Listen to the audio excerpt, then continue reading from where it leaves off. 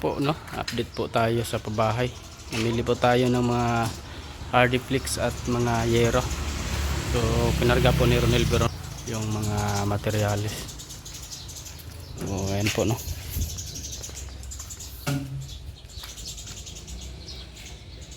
So ayan po, no, nandito na po kami sa pangwalong pabahay. Update po. So, ito na po ngayon. Ito na po, no, nasimulan na po. So ito lang po yung space nila.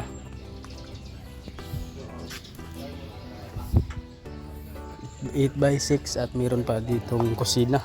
Ang kusina nila dito.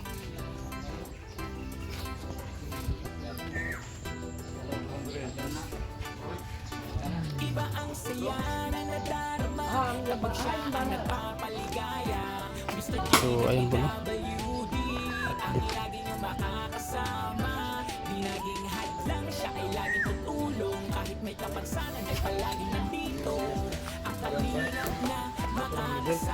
It by 6 po ito. So,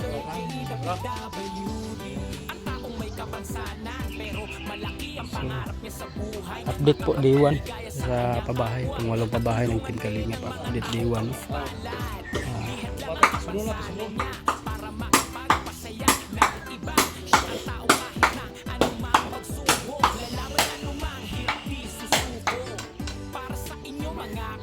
Sa oras na.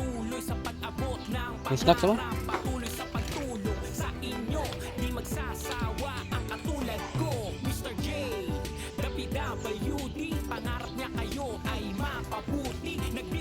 Yan po yung mga yero at hardiplex, no? So ngayong araw, Ate Gerlin, anong masabi mo na andyan na, natayo na yung bahay mo? Happy kasi meron na kaming kakugan at meron na kaming bahay. So ayan na, no, hindi na po yan magtatagal. Siguro madali lang po yan matapos kasi dalawang panday at isang labor, no. So yan po, no, maraming salamat po sa mga walang sawang pagsuporta kay Tenants Chin, no, dito sa Mindanao. Walong pabahay na po. At kay Mr. G, the PWD, no, shout out po, no, sa palaging pag-support dito. Ito na ngayon ang pangwalong pabahay model, Mr. G. So malapit na po matapos. So wala talaga silang bahay, no? Ba't ka umiyak? Masaya lang po ako kasi meron na po kaming bahay.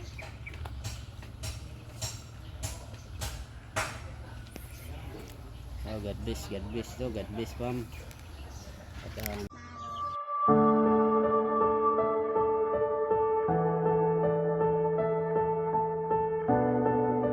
ito po yung bahay nila, no? Dati sako lang yung dingding. So update po tayo day 1 sa pangwalong pabahay.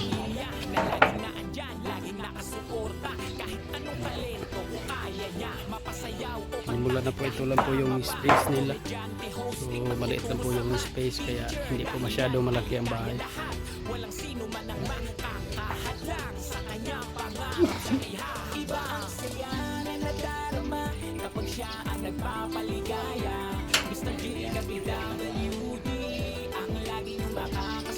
So ayan po, no? Maraming salamat po talaga kay Tenants Chin at kay Mr. G, the PWD, no? So ito na po yung bahay ni Ate Gerlin. Simula na po diwan. So ayan po, snack pa po ang mga ayan po, nag-snack po yung mga panday. So may free snack po sila.